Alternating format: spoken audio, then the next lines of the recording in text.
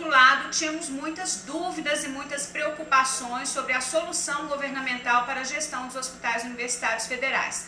O que era essa jabuticaba? Lugar nenhum tem a solução que o Brasil criou. Então, nós não tínhamos nem como fazer um benchmarking com outros países, com hospitais universitários de altíssima envergadura, com sucesso na gestão desses hospitais, mas com uma estratégia completamente diferente da que o Brasil estava criando. Então, tínhamos muitas dúvidas e fizemos várias incursões em Brasília, vários seminários para tentar entender o real impacto dessa adesão à EBSER, dando ao problema o tamanho que ele tinha à época, nem menos nem mais. Nós não podíamos subestimar os riscos, nem também superestimar a questão ao ponto de nos imobilizar. Então, fomos fazendo um movimento dialógico com todos os entes para tentar entender. Nessa ocasião, 2010, eu estava na vice-diretoria do hospital, eu era diretora técnica, e depois, em 2014, passei à diretoria geral. Então, eu acompanho esse processo desde o início. E qual era a outra questão? Mas a EBSER vai gerenciar o hospital, então o hospital será entregue à empresa, e como ficará a autonomia da própria universidade frente à assinatura desse contrato. E depois, fazendo a leitura fria desse contrato, nós temos a criação de uma filial. Essa filial da empresa, que é o hospital universitário, ele tem um comando, uma governança que é definida essencialmente pelo reitor da universidade, que é a indicação do superintendente, que por sua vez indica toda a governança que está abaixo. No nosso caso, ela está ao lado, porque nós sempre tivemos um colegiado executivo com esses 4 diretores que tocava operacionalmente o hospital e respondia a um conselho diretor, que continua existindo e continua ativo no hospital. Então, como se deu o processo de adesão? Sempre com esses questionamentos. Então, nós transitávamos de um lado a outro, afirmando e questionando, mas não podendo deixar de enxergar o abismo para o qual nós nos aproximávamos. Então, a decisão também urgia. Professor Campolina, reitor à época, ele assumiu essa bandeira e passou a fazer essa peregrinação conosco.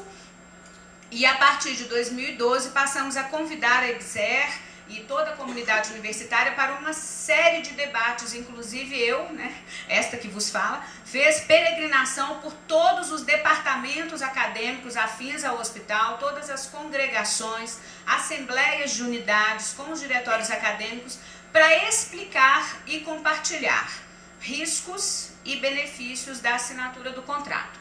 Em 2013, em maio, o Conselho Universitário aprovou a manifestação de adesão e em julho houve a definição do dimensionamento de recursos humanos junto à Diretoria de Gestão de Pessoas da EBSER, que é um ponto crucial para o HC-UFMG, porque esta era a nossa motivação.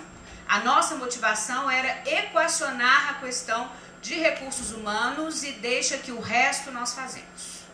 Porque nós temos e reconhecemos muito mais maturidade para gerenciar o nosso hospital do que diretrizes emanadas da sede. Nós sempre tivemos esse posicionamento de que, na verdade, tendo em vista o nosso maior problema e a solução sendo definida por uma lei, que é quem tem autoridade hoje de fazer concurso para o Hospital Universitário Federal, é a EBSER, simples assim. O MEC não fará mais concursos pelo regime jurídico único para esses hospitais. Tem hospitais lutando na justiça, a própria Federal do Rio de Janeiro tem uma experiência, mas nós precisávamos de 1.700 trabalhadores, não eram 100 trabalhadores, 1.700 trabalhadores. Então, tocamos o debate e chegamos em julho com um dimensionamento adequado para o hospital, que sofreu cortes pelo Ministério do Planejamento, sim. O Ministério do Planejamento tinha um outro paradigma. Não, a EBSER reconheceu, isso está no nosso contrato, ela sabe que precisa, junto conosco, lutar no Ministério do Planejamento para adequação, principalmente da equipe multiprofissional, que no nosso caso era uma equipe muito rica no hospital e contratada por cooperativa e fundação. Então, nós temos hoje uma relação com a sede de negociação para conversão de vagas para atender a essa nossa demanda.